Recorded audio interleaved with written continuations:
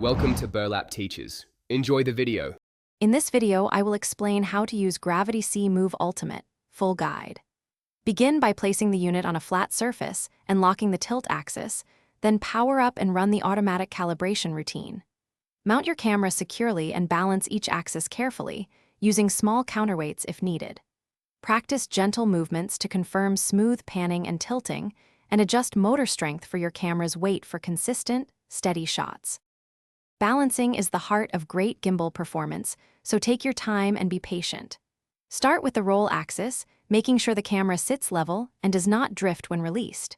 Next, adjust tilt so the camera holds any angle without motor assistance, then fine-tune pan for smooth rotation. Small counterweights and micro adjustments make a big difference. Recheck balance after adding accessories like monitors or microphones. If you are finding this guide helpful, please subscribe and like the video to support more useful tutorials. Quick recommendation: bring your space to life with the Echo Dot smart speaker and pair it casually with your studio for background music or hands-free timers while you shoot. It makes workflow nicer and more relaxed. Check the description for the link and other deals. Now let's get back to the video. The Gravity C Move Ultimate offers several modes to match your shooting style, so explore each one.